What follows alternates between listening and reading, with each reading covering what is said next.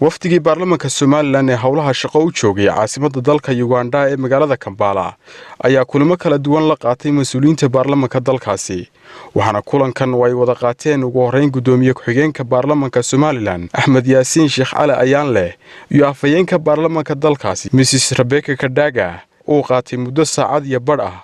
waxaana kulankan oo arrimo ku saabsan sii xoojinta xiriirka labada gole ku wehelinayay gudoomiyaha guddida arrimaha dibadda dalka Uganda oo dhawaan safar shaqo ku yimid dalka Somaliland isla markaasina si weyn loogu soo dhaweeyay.